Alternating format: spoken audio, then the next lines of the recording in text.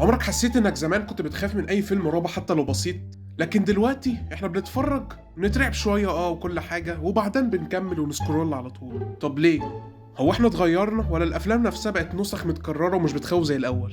في الحلقة دي هنكشف 5 أسباب أساسية خلت الرعب يفقد تأثيره حرفيا، وهنفهم إيه اللي اختلف بين رعب زمان ورعب دلوقتي. بس قبل ما نبدأ، لايك سبسكرايب وشير ويلا بينا نبدأ.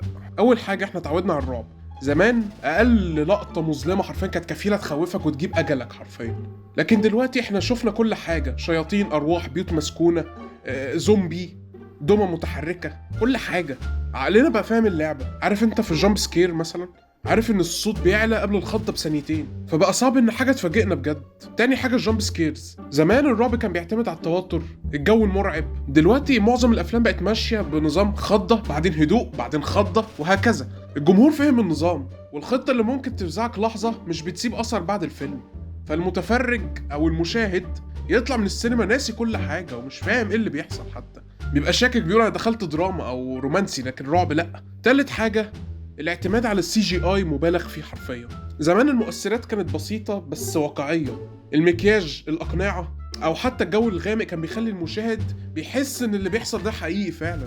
لكن دلوقتي حاجات كتيرة ومخلوقات مرسومة بالسي جي اي حرفيا، ومهما كانت قوية وضخامتها برضو عين الإنسان هتحس إنها مصنوعة وخيالية، فطبيعي جدا بتقلل الإحساس بالخطر والخوف حرفيا. فأنت طبعا هتحس إن كل ده تفاهة. يا أخي أنا بقيت بحس بالكرنج والإحراج وأنا بتفرج، هو ده رعب؟ رابع حاجة، القصص بقت متكررة. في كام فيلم شفناه عن البيت المسكون، او عيله بتسمع اصوات، او طفله وشها متشقلب، او كيان شيطاني عايز يخش جسم واحد، او كاميرا مراقبه بتصور شبح. افكار اتكررت لدرجه ان المشاهد بقى حافظ السيناريو من اول 10 دقايق. زمان الرعب كان جديد علينا، لكن دلوقتي كل فيلم شبه اللي قبله، مفيش اي حاجه جديده ولا اي فكره جديده، كله زي بعضه، لدرجه ان انا شخصيا بقيت مش فاهم فين الرعب. خامس حاجه، المشاهد نفسه اتغير. احنا بقينا بنشوف مشاهد مخيفة كل يوم، مش في الافلام، لا لا لا لا، في الواقع نفسه. حوادث، اخبار، كاميرات مراقبة، فيديوهات مرعبة. دماغنا اتشدت، فبقى صعب ان في فيلم رعب حتى متخيل يشوفنا زي زمان. طيب السؤال هنا، هل معنى كده ان الرعب انتهى؟ حب اقول لك لا، في افلام رعب حديثه رجعت تاني للرعب يعني، بس رعب كده اللي هو بيلعب على الدماغ، مش بيلعب على الخضه. الواد ده اتخض كام مره، مش شرط خضه، هو بس عايز يعني يوهمك بس ان في رعب بجد. ودي فعلا في افلام ناجحه زي هيريديتري، ذا بابا دوج.